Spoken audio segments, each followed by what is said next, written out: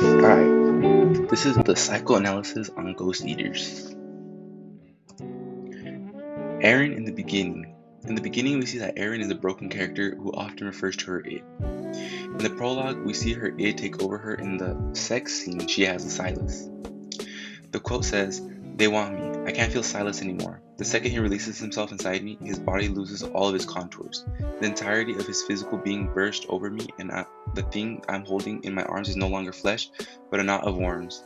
All of them tangled into one another, riding against my skin, working their way through me and over me. And oh God, they won't stop squirming. They're feeding on me, crawling out and playing pinochle on my snout." This scene shows how Erin is not enjoying herself. However, she never stops Silas. She always feels the need to give this to Silas.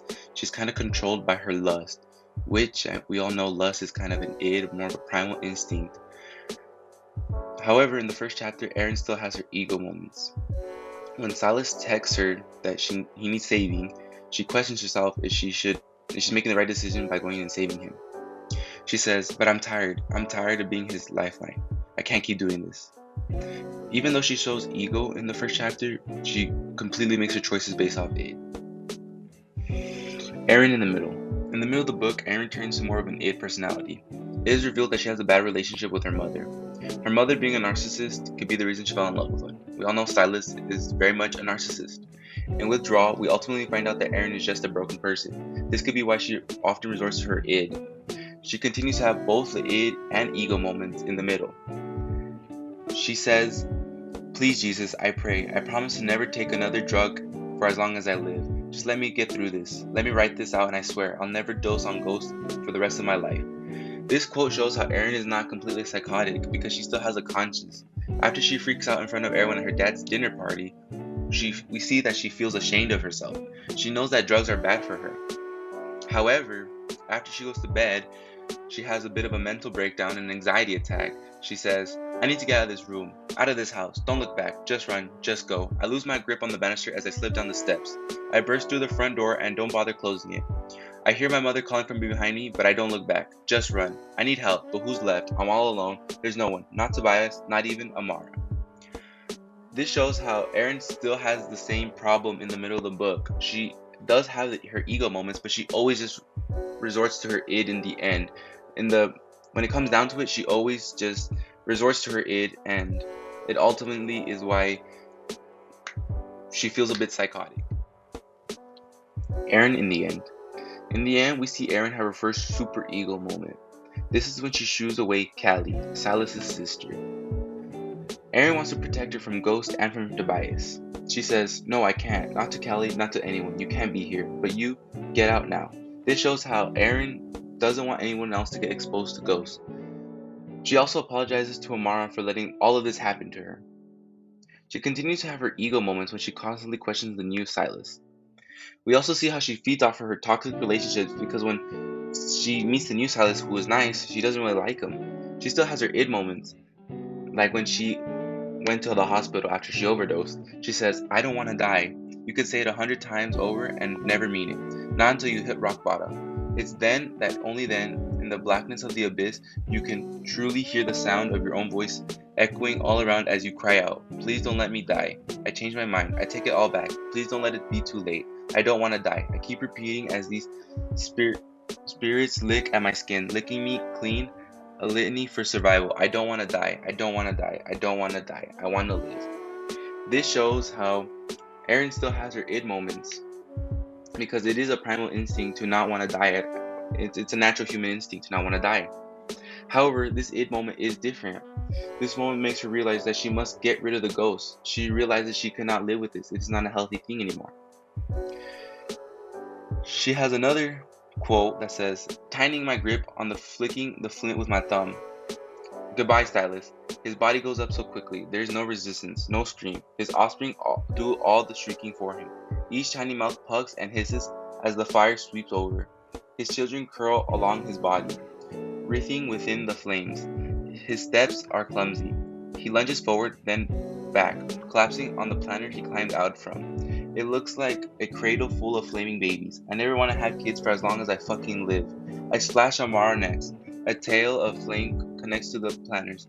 I can't bring myself to look at her as the fire embraces her body. But just for a brief moment, think I see Amara reach for me. Her hand lifts up from the soil, and something that was once her fingers branches out to me. This final moment is both a super ego and an ego moment. Erin finally learns to control her id. She lets Silas's go and ultimately decides to burn down the house and get rid of the ghost for once and for all. The mix between her ego, super ego, and id shows that Erin is ultimately a balanced character.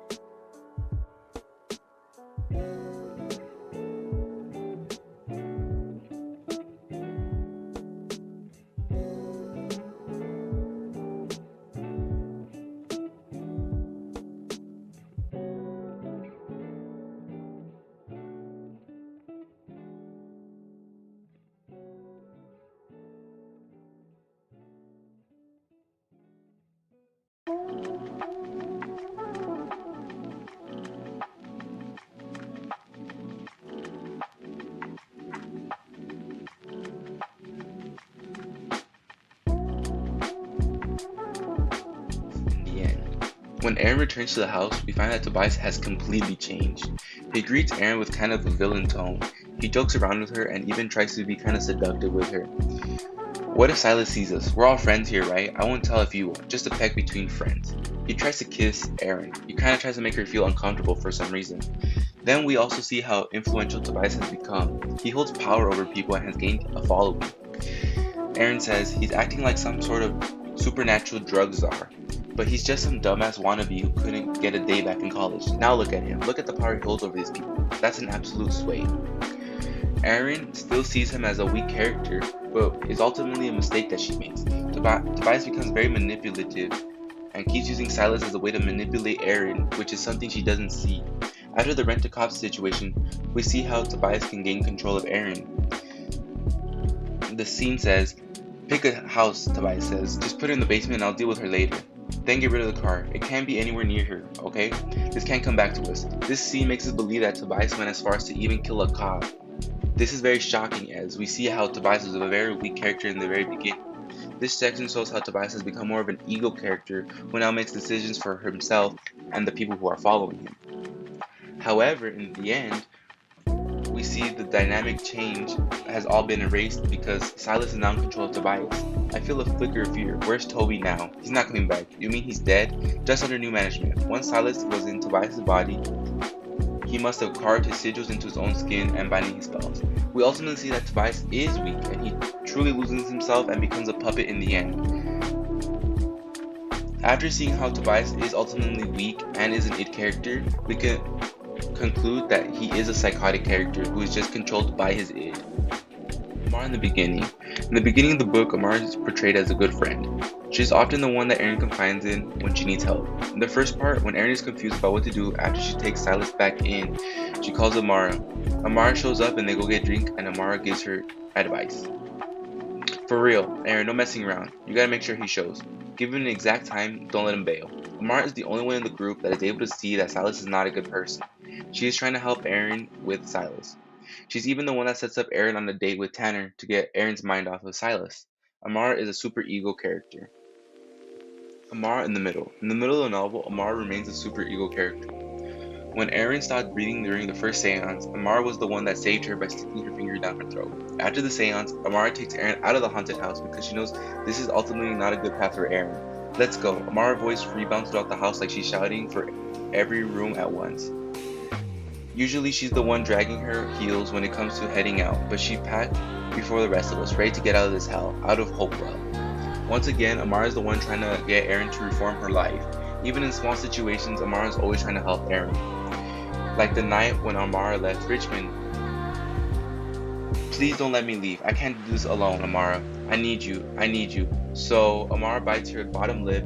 The cultish grin spreads across her face. One more song for me, and then I promise I'll pass the mic. Of course, Amara won't abandon the spotlight. This shows how Amara even helps Erin with something small like karaoke. She ultimately just shows that she's just a good friend. Amara in the end. In the end, after Amara leaves Richmond, she continues to be the superego. When Erin starts feeling trapped and imprisoned by Tobias, it only took one phone call for Amara to come help Erin. Erin, are you listening? I nod slowly, unable to say a word. I stare at my hands. My hands were covered in blood. Get into his car and drive away. Where? Anywhere. Just away from here. Do you understand? He wants me to step outside the house, into the open with him. I can't. Amara tries to help Erin escape. In the end, it cost Amara her life, but she still remained the superhero character. And ultimately, she was the only neurotic character in this book. Erin always took Amara for granted, and she would ultimately come to regret it.